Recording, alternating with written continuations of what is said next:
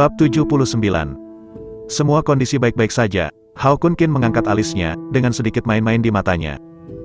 Ketika Seng Nanfeng mendengarnya, dia tiba-tiba merasa ada sesuatu untuk dimainkan.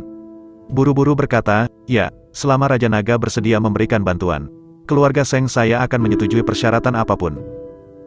Hao Kunkin menunjuk ke arah Seng Hong dan berkata dengan ringan, "Dalam hal ini, saya pikir karakter dan kemampuan Seng Hong sangat bagus. Itu dapat membawa keluarga Seng ke masa depan yang lebih luas." Murid Seng Nanfeng tiba-tiba menyusut, dan dia langsung mengerti arti kata-kata Hao Kunkin. Hao Kunkin ingin Seng Hong menggantikannya di masa depan dan menjadi kepala keluarga Seng.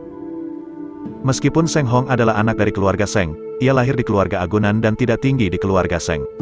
Jika tidak, dia tidak akan dikirim ke Jiangcheng untuk melayani sebagai manajer umum Hotel Jiangcheng Tiansheng.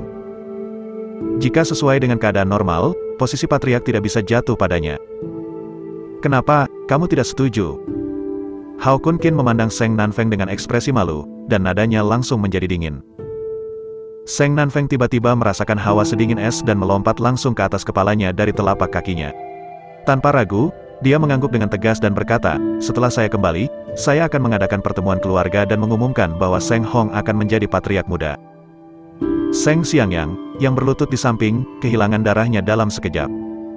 Seng Hong menjadi patriark muda, yang berarti dia akan disingkirkan. Kekayaan dan kekuasaan semua akan meninggalkannya. Seng Xiangyang menundukkan kepalanya untuk melihat kakinya yang dihapuskan, mengepalkan tangannya dengan kuat, dan matanya menunjukkan kebencian yang mengerikan. "Keluarga Han, keluarga Feng, kamu telah menyakitiku dengan menyedihkan." Seng Xiangyang meraung dengan kebencian di hatinya.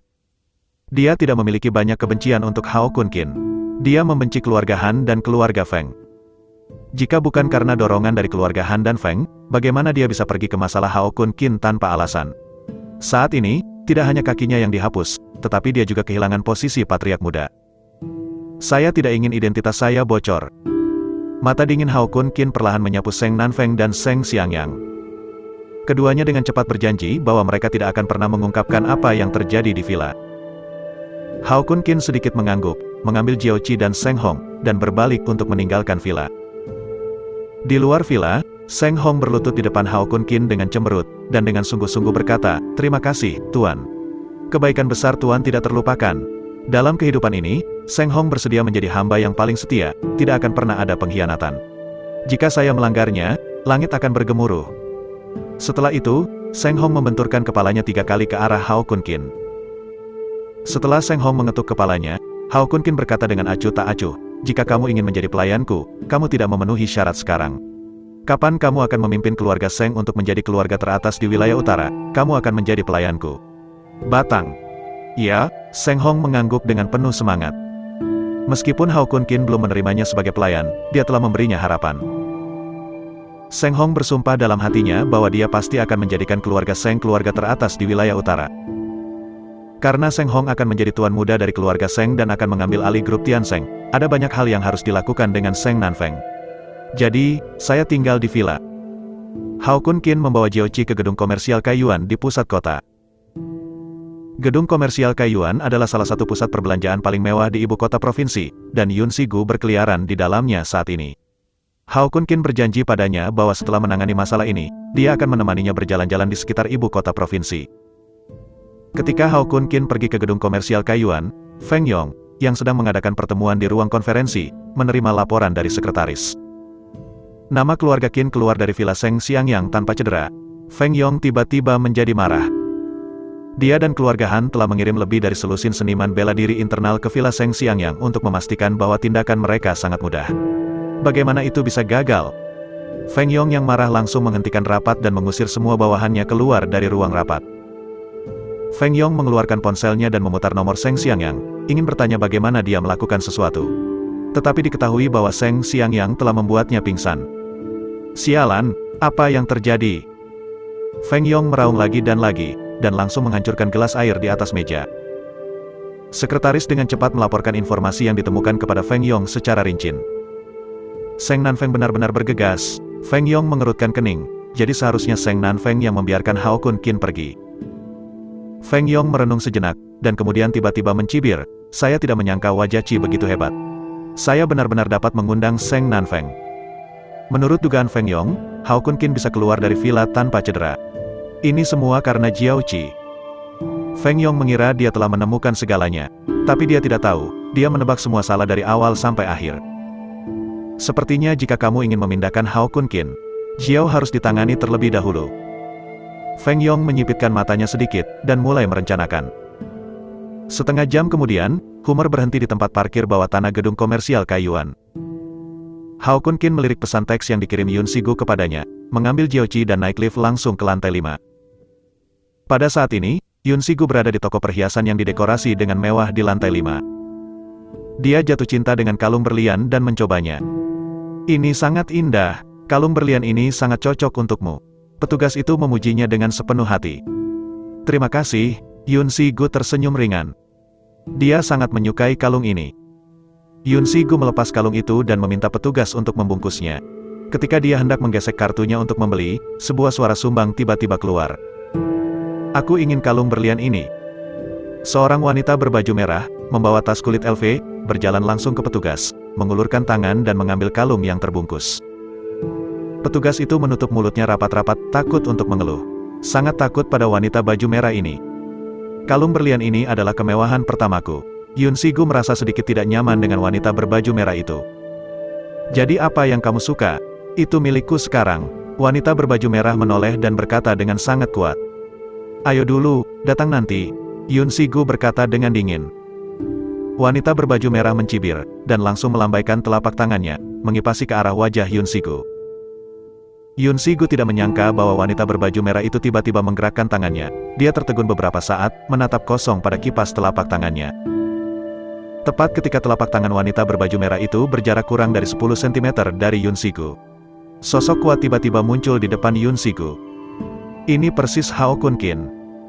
Dia melambaikan tangan kanannya seperti kilat, dan menamparkan wanita berbaju merah itu dengan tamparan di udara. Beraninya kamu melakukan sesuatu pada Yun? Apa kamu? Kata Hao Kunkin dengan mata dingin. Wanita berbaju merah, yang dikipas, berdiri dengan goyah. Dia menyentuh pipi kirinya yang bengkak dan berteriak, "Ah, kamu berani memukulku, apakah kamu tahu siapa aku? Aku ingin kamu menyesal datang ke dunia ini." Bab 80. Hao Kunkin mencibir di sudut mulutnya, "Aku ingin mendengar, apa statusmu? Kamu bisa membuatku menyesal datang ke dunia ini." Mendengar ini, wanita berbaju merah mengangkat kepalanya tinggi-tinggi, dan berkata dengan bangga, "Dengar baik-baik. Nama saya adalah Li Xinyu, dan bangunan komersial Kaiyuan ini milik saya." Jiao Qi menemukan informasi yang relevan tentang keluarga Li di benaknya dan melaporkan ke Hao Kunkin Hui. Keluarga Li di mana Li Xinyu berada adalah salah satu keluarga kelas 3 di ibu kota provinsi. Selain gedung komersial Kaiyuan, ada juga beberapa di ibu kota provinsi. Sebuah bangunan komersial dengan aset lebih dari 2 miliar, dan kekuatannya mirip dengan Wang Zicheng dari Grand Hyatt Hotel. Ketika Li Xinyu mendengar kata-kata Jiao Qi, arogansi di wajahnya menjadi lebih kuat. Menunjuk perintah Hao Kunkin, dia berkata, "Karena telah mendengar reputasi keluarga Li, saya tidak ingin berlutut untuk wanita ini," dan menamparkan 100 tamparan. Hao Kunkin mencibir dan matanya sedingin es, "Seorang putri dari keluarga kelas 3 di ibu kota provinsi, beraninya Anda membiarkanku berlutut dan menamparkan diriku sendiri. Sebagai komandan Longting dan kekuatan para dewa, tidak ada yang berani membiarkannya berlutut dan menamparkan dirinya sendiri di hadapan seluruh kerajaan Xia besar. Apalagi keluarga Li, itu hanya keluarga kelas 3 di ibu kota provinsi dengan aset lebih dari 2 miliar. Bahkan keluarga kaya teratas di negara Daxia. Di depan Hao Kunkin, dia tidak berani begitu sombong." "Jiao Qi, 100 tamparan, 1 tidak bisa kurang," kata Hao Kunkin dingin. "Iya, Raja Naga." Qi mencium dengan wajah cantik dan sedingin es, sosoknya berkedip berubah menjadi bayangan, dan langsung muncul di depan Li Xinyu. "Apa yang ingin kamu lakukan?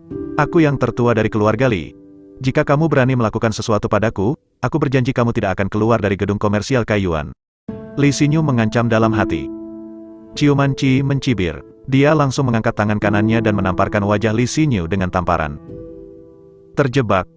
Tamparan keras di wajah menyebar kemana-mana. Staf di toko perhiasan membuka mulut lebar-lebar, dan wajah mereka penuh ketidakpercayaan. Tidak ada yang mengira bahwa setelah Li Xinyu pindah dari latar belakangnya, Jiao Qi bahkan berani melakukan sesuatu padanya. "Tidak ingin hidup lagi. Aku akan membunuhmu." Li Xinyu berteriak keras, seperti tikus. Tapi jawabannya adalah Qi mencium tamparan yang berat. Terjebak. Jiao Qi tidak memberi Li Xinyu kesempatan lagi untuk berbicara, dan membuka busurnya dengan kedua tangan, menarik ke arah wajah Li Xinyu. Kepak, pop, pop. Tamparan intensif di wajah, seperti badai, terus meledak di telinga staf toko perhiasan. Semua orang takut bodoh. Li Xinyu ingin membebaskan diri, tetapi dia hanyalah seorang wanita lemah yang tidak memiliki kekuatan untuk mengikat seekor ayam. Bagaimana dia bisa melepaskan diri dari Jiao Qi? Semenit kemudian, Jiao Qi menamparkan 100 tamparan sesuai dengan perintah Hao Kun Qin. Li Xinyu saat ini telah lama kehilangan aura arogan yang mendominasi sebelumnya. Kepalanya acak-acakan dan wajahnya bengkak, seperti pengemis. Dia membuka mulutnya dan puluhan gigi langsung jatuh dari mulutnya. Ini karena Jiao Qi menggunakan 1% dari kekuatannya. Jika dia menggunakan semua kekuatannya, apalagi 100 tamparan, Li Xinyu tidak bisa menahan bahkan 3 tamparan, dan dia akan pergi ke barat.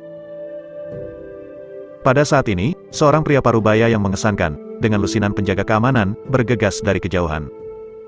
Orang di sini adalah ayah Li Xinyu, Li Changkong. Li Changkong, yang bekerja di kantor tingkat atas, segera memanggil penjaga keamanan setelah menerima berita bahwa putrinya diganggu, dan membunuhnya di lantai 5. Begitu dia masuk ke toko perhiasan, dia melihat Li Xinyu yang wajahnya bengkak dan mulutnya penuh darah. Li Changkong sangat marah, dan niat membunuh yang mengerikan muncul di tubuhnya. Dia berkata dengan dingin, "Bersihkan lapangan." Puluhan satpam langsung mengusir semua staf di toko perhiasan itu, dan benar-benar menutup radius 10 meter. Tidak ada yang diizinkan masuk atau keluar. "Bagaimana kamu ingin mati?" Li Changkong memandang Hao Kun Qin dan ketiga pria itu, dan berkata dengan membunuh. Hao Kun Qin mendengar ini, dengan seringai di sudut mulutnya, "Saya menyarankan Anda untuk tidak melakukannya, tetapi untuk mengambil putri Anda dengan patuh. Jika tidak, Anda akan menanggung risiko Anda sendiri."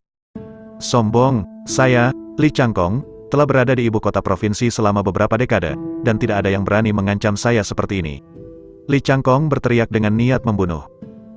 Dengan lambaian tangannya, puluhan penjaga keamanan tiba-tiba bangkit dan bergegas menuju Hao Kun Qin dari segala arah. Saya melihat Qi mencium tangannya seperti listrik, putih seperti batu giok, dan menyapu ke segala arah dengan angin kencang. Meskipun semua penjaga keamanan yang dibawa oleh Li Changkong adalah pejuang yang baik, di antara mereka adalah pejuang asing. Pemimpin kapten keamanan masih seorang pejuang di masa-masa awal kekuatan batin. Tapi di depan Jiao Qi, mereka sama rentannya dengan anak-anak yang tidak disapi. Dalam waktu kurang dari 1 menit, lusinan penjaga keamanan tergeletak di tanah, meratap. Li Changkong terkejut dengan pemandangan di depannya. Dia segera mengerti bahwa Jiao Qi sangat manusiawi. Dia melirik Jiao Qi dengan ketakutan, samar-samar merasa bahwa pelat besi mungkin telah disebutkan kali ini. "Siapa kamu?" Li Changkong berpura-pura tenang. Melihat ciuman Qi, dia mengulurkan tangan dan mengeluarkan buku catatan kecil dari sakunya dan melemparkannya ke Li Changkong dengan santai. Itu adalah sertifikat prajuritnya. Li Changkong menerima sertifikat prajurit dan melihat informasi di dalamnya. Alisnya tiba-tiba melonjak. "Saya tidak dapat melewati wanita ini dengan keterampilan yang begitu kuat. Dia ternyata adalah seorang kolonel superior di teater barat." Dia melirik Hao Kun Qin di belakang Jiao Qi, dan kecemburuan yang mendalam melintas di matanya. Identitas Hao Kun Qin pasti bukan masalah sepele jika dia bisa menjadikan pejabat sekolah tingkat tinggi sebagai rombongan. Mungkin putra panglima tertinggi. Li Changkong menarik napas dalam-dalam, meskipun keluarga Li memiliki pengaruh tertentu di ibu kota provinsi. Tetapi tidak perlu memprovokasi musuh yang kuat. Jadi dia memilih untuk mundur selangkah. "Saya pikir apa yang terjadi hari ini seharusnya menjadi kesalahpahaman. Mari kita balikkan, bagaimana?" Li Changkong dengan cepat mengubah wajahnya dan berkata sambil tersenyum. Untuk seorang taipan bisnis seperti dia, mengubah wajahnya tidak lebih dari keterampilan dasar. "Maaf, saya tidak berencana untuk menyerahkannya ke sini," kata Hao Kun Qin dingin. Sebagai wanitanya, Yun Sigu adalah salah satu sisi negatifnya. Li Xinyu bahkan berani memukul Yun Sigu. Meskipun tidak terkena, Hao Kun Qin harus membuatnya membayar harganya. Li Changkong mengerutkan kening, dan setelah merenung sejenak, dia berkata, "Masalah hari ini muncul dari gadis kecil itu. Saya bersedia mengambil toko-toko perhiasan ini sebagai permintaan maaf untuk putri saya." Etalase toko perhiasan ini bernilai lebih dari 5 juta. Menurutnya, itu sudah cukup mewakili ketulusan hatinya. "Hehe, toko belaka, hanya ingin aku memaafkan. Apakah kamu bermimpi?" Hao Kun Qin mencibir. Karena ini adalah permintaan maaf, pasti ada sikap meminta maaf. Karena sang suami tidak puas, bagaimana kalau menambahkan toko di sebelahnya? Li Changkong berkata dengan wajah dingin. Kedua toko itu bernilai lebih dari 10 juta yuan. Tidak cukup, kata Hao Kun Qin acuh tak acuh. Apa maksud Tuan? Li Changkong menunjukkan sedikit ketidaksenangan di wajahnya. Dia merasa bahwa Hao Kun Qin sedikit serakah. Biarkan putrimu berlutut dan meminta maaf, lalu ambil gedung komersial Kaiyuan sebagai hadiah. Hao Kun Qin berkata dengan dingin. Bab 81. Mendengar ini, wajah Li Changkong tiba-tiba menjadi muram, dan dia berkata dengan dingin, apakah suaminya bercanda? Li Xinyu adalah putri kesayangannya, dan dia bahkan tidak tahan dimarahi. Hao Kun Qin benar-benar membiarkannya berlutut dan meminta maaf. Selain itu, Hao Kun Qin juga membiarkan gedung komersial Kaiyuan digunakan sebagai kompensasi. Apakah kamu bercanda? Bangunan komersial Kaiyuan terletak di daerah makmur di pusat kota provinsi, dengan nilai lebih dari 500 juta. Ini adalah sumber pendapatan penting bagi keluarga Li. Jika bangunan komersial Kaiyuan diberi kompensasi kepada Hao Kun Qin, maka kekayaan keluarga Li akan langsung menyusut seperempatnya. Langsung jatuh dari keluarga kelas 3 di ibu kota provinsi. Jika Anda ingin menjaga keluarga Li tetap aman, maka patuhi apa yang saya katakan. Mata Hao Kun Qin setajam pisau, dan tubuhnya memancarkan kekuatan yang mendominasi. Seluruh tubuh Li Changkong sedikit gemetar. Di matanya, Hao Kun Qin seperti seorang kaisar kuno, dan tidak mungkin untuk menolak. Setelah beberapa saat, Li Changkong, yang telah pulih, menggelengkan kepalanya dengan kuat, dengan paksa menekan rasa takut di dalam hatinya. Dia mengertakkan gigi dan berteriak, kamu mengancamku. Meskipun latar belakangmu sangat dalam, keluarga Li saya bukan vegetarian. Ambil kedua toko itu sebagai permintaan maaf. Saya sudah memberi Anda cukup wajah. Jika Anda tidak setuju, itu akan menjadi masalah besar. Saya masih tidak percaya bahwa Anda dapat menghancurkan keluarga Li saya. Wajah Li Changkong menunjukkan ekspresi kejam. Sebagai keluarga kelas 3 di ibu kota provinsi, keluarga Li memiliki energi dan koneksi yang sangat besar. Tidak hanya memiliki hubungan baik dengan beberapa keluarga kelas 2 di provinsi dan kota. Masih di zona perang provinsi Fengdong, ada juga jaringan kontak tertentu.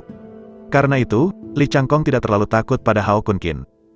Kau ingin berperang denganku? Hao Kun Qin mengangkat alisnya. Melihat tatapan Li Changkong, itu seperti semut, dengan penghinaan yang ekstrim. Keluarga kelas 3 di ibu kota provinsi sebenarnya ingin mengancamnya dengan perang. Ini hanyalah batu sandungan di dunia. Dia bahkan tidak harus berurusan dengan semut seperti keluarga Li. Itu bisa dihancurkan menjadi terak hanya dengan satu kalimat. Sin Kis, katakan padanya siapa aku. Biarkan dia tahu betapa konyolnya apa yang dia katakan barusan, kata Hao Kun Qin ringan. Saya tidak tahu apakah Anda berada di luar provinsi Fengdong, putra komandan junior yang mana. Meskipun kekuatan keluarga Li saya rata-rata, tetapi putra komandan junior masih bisa diprovokasi, kata Li Changkong sambil mencibir. Meskipun keluarga Li hanya keluarga kelas 3 di ibu kota provinsi, itu dapat dianggap sebagai ular lokal di provinsi Fengdong. Putra seorang komandan junior di provinsi lain, tidak ada banyak ancaman di provinsi Fengdong. Karena itu, Li Changkong berani mengatakan itu. Raja Naga bukanlah putra seorang komandan junior, kata Jiao Qi kosong. Mata Li Changkong sedikit menyusut, dan dia bersikeras, putra keluarga komandan menengah, keluarga Li saya memang agak tidak menarik. Tapi dia tidak bisa menghancurkan keluarga Li saya. Raja Naga bukan putra komandan menengah. Jiao Qi mencibir. Tubuh Li Changkong bergetar saat mendengar kata-kata itu. Dengan nada ngeri, dia gemetar dan berkata, apakah dia putra seorang komandan yang unggul? Jiao Qi menggelengkan kepalanya, dan Li Changkong baru saja akan menarik napas lega. Tapi kata-kata ciuman Qi berikutnya membuatnya kedinginan, seperti jatuh ke dalam gua es. Raja Naga bukanlah putra dari Panglima tertinggi, tetapi Panglima tertinggi, membawa 3 bintang jenderal di pundaknya. Dengan sedikit ilusi di hatinya, Li Changkong bertanya dengan keras, saya tidak percaya. Berapa umurnya, bagaimana dia bisa menjadi komandan yang unggul? Jiao Qi telah lama mengantisipasi reaksi Li Changkong, dan berkata sambil mencibir, saya, Chu Yanran, selain menjadi kolonel berpangkat tinggi di zona perang, saya juga yang tertua dari keluarga Chu. Jika Anda tidak percaya apa saya berkata, saya dapat meminta provinsi Fengdong kepada Komandan Li Cheng dari zona perang, menelepon Anda secara pribadi. Buktikan identitas Raja Naga. Apakah kamu Chu Yanran? Li Changkong tiba-tiba disambar petir. Keluarga Chu adalah keluarga teratas di ibu kota provinsi. Sebagai permata di telapak tangan keluarga Chu, Jiao Qi secara alami tidak mungkin berbohong padanya. Tidak perlu berbohong padanya. Kaki Li Changkong melunak dan dia lumpuh di tanah. Dia akan pergi berperang dengan komandan yang lebih tinggi. Sangat tidak sabar untuk hidup. Apakah Anda keberatan dengan 2 persyaratan yang baru saja saya sebutkan? Hao Kun Qin memandang rendah Li Changkong, dan berkata dengan ringan. Li Changkong menggelengkan kepalanya seperti mainan, dan tidak berani memiliki keberatan sedikitpun. Menyinggung komandan tingkat yang lebih tinggi adalah keberuntungan besar untuk menyelamatkan hidupnya. Belum lagi menggunakan bangunan komersial Kaiyuan untuk membayar Hao Kun Qin sebagai kompensasi, bahkan jika itu menggunakan semua properti keluarga Li sebagai kompensasi. Dia semua setuju. Kalau begitu, tunggu apa lagi? Hao Kun Qin berkata dengan dingin. Li Changkong gemetar seluruh, dan dengan cepat bangkit dan berjalan menuju putrinya. Pada saat ini, Li Xinyu sudah pingsan oleh identitas Hao Kun Qin. Terjebak. Saya melihat Li Changkong mengulurkan tangan kanannya, menghabiskan semua kekuatannya, dan menamparkan Li Xinyu, yang tidak sadar, untuk bangun. Kemudian dia meraih pakaian Li Xinyu, menyeretnya ke Hao Kun Qin dengan paksa, dan dengan tegas berteriak, sudah minta maaf. Bukan untuk meminta maaf padaku, tapi padanya, kata Hao Kun Qin, menunjuk ke Yun Shigu.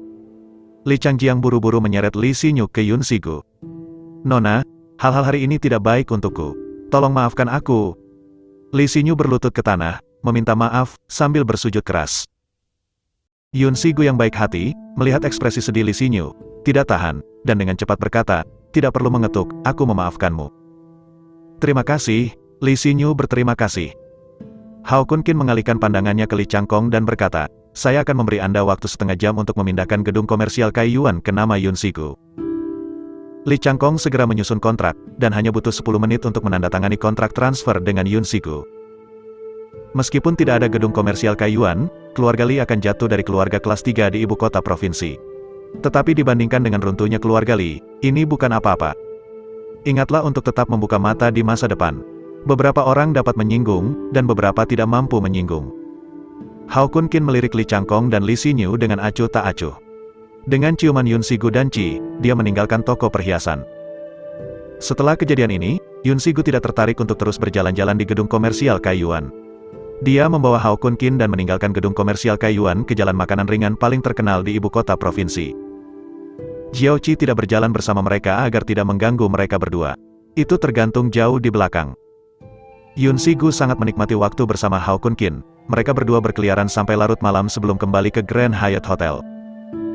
Keesokan harinya, Yun Shigu membawa Hao Kun Qin ke Gunung Qinglong, tempat pemandangan yang sangat terkenal di ibu kota provinsi. Saya mendengar bahwa Gunung Qinglong tidak hanya indah, tetapi juga sangat indah. Pemandangan Qinglong di puncak gunung juga sangat spiritual. Kita bisa pergi dan beribadah. Di kaki gunung, Yun Shigu melihat ke puncak gunung dan berkata sambil tersenyum. Hao Kun Qin menggelengkan kepalanya, dan berkata dengan ringan, saya tidak menghormati langit dan bumi dan tidak percaya pada dewa. Saya hanya percaya pada diri saya sendiri. Meskipun kata-kata Hao Kun Qin tenang, mereka penuh dengan kesombongan tanpa batas. Bab 82. Orang bodoh akan berpikir bahwa Hao Kun Qin terlalu sombong dan gila. Tetapi orang-orang yang mengetahui cerita di dalam tidak berpikir demikian. Karena mereka tahu betul bahwa Hao Kun Qin memiliki kepercayaan diri yang arogan dan modal yang merajalela. Seorang seniman bela diri bisa disebut master seni bela diri. Di zaman kuno, itu adalah musuh 10.000 orang. Eksistensi menakutkan yang bisa mengambil kepala Laksamana di jutaan tentara. Namun, kultivasi Hao Kun Qin telah melampaui ranah transformasi, menerobos ke ranah dewa legendaris. Kekuatannya telah mencapai titik mengejutkan dunia. Dia bisa melakukan banyak hal yang orang biasa tidak bisa lakukan. Misalnya, berjalan di udara, menggunakan tenaga dalam untuk mempertahankan pedang, dan sebagainya.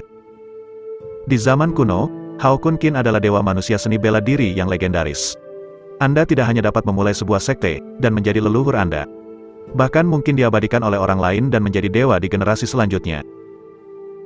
Wudang Patriarch Zhang Sanfeng, Quanzhen Sekte Patriarch Wang Chongyang, Martial God Guan Yu, Dewa Pintu Qin Qiong dan Yu Qigong, seperti Hao Kun Qin, yang kuat di alam dewa. Oleh karena itu, Hao Kun Qin sepenuhnya memenuhi syarat untuk mengatakan sesuatu. Saya tidak menghormati langit dan bumi, saya tidak percaya pada dewa. Saya hanya percaya pada diri saya sendiri. Yun Shigu di samping, melihat Hao Kun Qin yang arogan, tidak bisa menahan perasaan sedikit konyol. Matanya penuh dengan bintang-bintang kecil, penuh dengan pemujaan. Ayo pergi. Hao Kun Qin menggosok kepala Yun Shigu dan meraih tangannya. Wajah Yun Shigu sedikit memerah, membiarkan Hao Kun Qin menariknya dan berjalan menuju puncak gunung. Sebagai tempat pemandangan terkenal di ibu kota provinsi, pemandangan Gunung Qinglong sangat bagus. Hao Kun Qin membawa Yun Shigu, mendaki gunung dan mengagumi pemandangan. Butuh lebih dari 1 jam untuk berjalan perlahan ke puncak gunung. Setelah tiba di puncak gunung, Hao Kun Kin terkejut menemukan bahwa ada kru film di puncak gunung, merekam adegan seni bela diri di luar King Longguan. Wow, pahlawan wanita itu ternyata adalah bintang film Zhao Yunyun. Yun Sigu memandang seorang wanita di panggung dengan lebih dari setengah kostum dan berseru dengan gembira. Zhao Yunyun saat ini adalah bunga yang lebih terkenal di Tiongkok. Tidak hanya tampan, dia juga berlatih seni bela diri dan memenangkan kejuaraan rutin seni bela diri provinsi. Oleh karena itu, banyak film kungfu domestik yang memintanya untuk menjadi pahlawan wanita. Saya melihat Zhao Yunyun dalam kostum putih di depan King Longguan, memegang pedang tipis, menghadapi 4 pria kekar sendirian. Setelah sutradara memberikan instruksi penyalaan, Zhao Yunyun memegang rapier dan menari bunga pedang yang indah. 4 pria besar dikalahkan oleh 3 pukulan dan 5 dibagi 2. Ini sangat keren. Jika aku bisa seperti dia, itu akan sangat bagus. Yun Sigu menatap Zhao Yunyun yang heroik dan berkata dengan sedikit iri. Meskipun dia berasal dari keluarga terpelajar, dia masih memiliki hati yang sopan. Hao Kun Kin berkata dengan ringan, jangan iri padanya. Gadis ini hanya pajangan. Dia hanya hiasan dan tidak memiliki kekuatan ofensif sedikitpun. Jika kamu benar-benar ingin bertarung, dia bahkan tidak bisa menerima pukulan darimu. Petik 2. Mata Yun Sigu melebar, dan dia berkata dengan tidak percaya, tidak. Zhao Yunyun adalah juara rutin seni bela diri provinsi. Dalam pandangan Yun Sigu, Zhao Yunyun harus memiliki keterampilan nyata untuk memenangkan kejuaraan provinsi. Namun kenyataannya, Zhao Yunyun bahkan tidak mencapai tahap awal Wei Jin. Meskipun Yun Sigu tidak pernah belajar seni bela diri, dia telah menyerap energi Tongshan Baoyu, dan kultivasinya telah mencapai tahap awal Wei Jin. Jika keduanya benar-benar saling bertarung, Yun Sigu dapat menghancurkan Zhao Yunyun dengan 1 pukulan. Kompetisi rutin seni bela diri domestik semuanya orang awam. Seniman bela diri sejati tidak akan berpartisipasi dalam kompetisi semacam ini. Jika Anda ingin belajar kungfu, saya akan memberikan Anda 1 set latihan ketika Anda kembali, kata Hao Kun Kin ringan. Bagus, Yun Sigu mengangguk dengan penuh semangat. Pada saat ini, suara ejekan dingin tiba-tiba datang dari tidak jauh. Beraninya kau mengatakan bahwa Suster Yunyun bukan ahli bela diri, tapi orang awam. Aku tidak tahu seberapa tinggi langit. Memutar kepalanya dan melihat sekeliling, itu adalah seorang wanita dengan riasan tebal dan riasan cerah. Nama wanita itu adalah Wang Jie, dan dia adalah agen Zhao Yunyun. Kamu berani memfitnah Sister Yunyun, kamu harus meminta maaf. Kalau tidak, kamu tidak ingin pergi. Wang Jie menunjuk ke hidung Hao Kun Kin dan memerintahkan. Hao Kun Kin melirik Wang Jie dan berkata sambil mencibir, saya mengatakan yang sebenarnya, mengapa saya harus meminta maaf? Wah, tahukah kamu kemalangan apa yang datang dari mulutmu? Aku akan membuatmu membayar untuk apa yang kamu katakan hari ini. Wang Jie mendengus dingin. Dia menoleh dan menambahkan apa yang baru saja dikatakan Hao Kun Kin kepada penonton yang menonton pembuatan film. Setelah beberapa saat, semua orang mulai mengutuk Hao Kun Kin. Zhao Yunyun adalah juara rutin seni bela diri provinsi. Kamu bilang dia jagoan. Melawan ayam lemah sepertimu, Zhao Yunyun masing-masing bisa mengalahkan 10. Ya, kamu memfitnah keluarga kami Yunyun, kamu harus minta maaf. Minta maaf, tidak ada habisnya untuk tidak meminta maaf. Pada saat ini, Zhao Yunyun, dengan kostum putih, juga berjalan mendekat. Melihat Hao Kun Kin, dia berkata dengan bangga, agen telah memberitahu saya tentang pencemaran nama baik terhadap saya. Jika Anda tidak meminta maaf kepada saya akan membela hak saya melalui cara hukum. Hao Kun Kin merasa geli dengan kata-kata Zhao Yunyun, Anda dapat mempertahankan hak Anda sesuka Anda. Ini adalah hak Anda, tetapi tidak peduli bagaimana Anda mempertahankan hak Anda tidak dapat mengubah fakta bahwa Anda adalah orang awam. Kata-kata Hao Kun Kin segera menimbulkan kecaman dari para penonton. Kamu bilang aku orang awam. Sepertinya aku perlu menunjukkan kekuatan juara provinsi. Zhao Yunyun mendengus dingin, dan melihat bahwa dia mencoba yang terbaik dan menepuk pohon tebal di sampingnya. Dengan ledakan, daun jatuh yang tak terhitung jumlahnya terguncang. Kerumunan di sekitar penonton bertepuk tangan ketika mereka melihat adegan ini. Tetapi Ha Kyun Kin memandangi batang pohon yang tidak rusak, dan penghinaan di matanya bahkan lebih buruk, hanya kekuatanmu, mengatakan bahwa kamu adalah orang awam akan dilebih-lebihkan. Seseorang berteriak mengejek, nak, kamu memiliki kemampuan untuk meninju belalai. Mari kita lihat kekuatanmu. Ya, kamu sebenarnya mengatakan bahwa keluarga kami Yunyun adalah orang awam. Itu membuktikan bahwa kamu adalah orang dalam. Jika kamu tidak memiliki kemampuan, jangan minta maaf kepada Dewi Yunyun dengan patuh. Zhao Yunyun memeluk lengannya dan menatap Ha Kyun-kin dengan tatapan bangga, jika Anda dapat membuktikan bahwa Anda lebih kuat dari saya, maka saya akan mengenali semua yang Anda katakan. Tetapi jika Anda tidak dapat membuktikannya, maka Anda hanya akan memilikinya. Hari ini, bisa dibawa turun gunung. Suaranya jatuh, dan beberapa penjaga keamanan yang kuat muncul di belakangnya, menatap Ha Kyun-kin dengan ganas, siap melakukannya kapan saja. Apakah kamu mengancamku? Wajah Ha Kyun-kin berangsur-angsur menjadi dingin, dan dia mencibir, awalnya, saya tidak bermaksud memperhatikan Anda. Tetapi jika Anda harus mati, Anda tidak bisa menyalahkan saya. Yun Sigu pergi dan tampar pohon itu dengan telapak tangan. Yun Sigu mengangguk dan berjalan menuju pohon. Wah, kamu benar-benar membiarkan seorang wanita lemah keluar untukmu karena malu. Apakah kamu masih seorang pria? Wang Jie mencibir dengan keras. Kata-katanya mengungkapkan aspirasi penonton. Tepat ketika semua orang akan terus mengutuk Ha Kyun-kin, suara tumpul keluar. Saya melihat telapak tangan putih Yun Sigu langsung menembus batang yang tebal.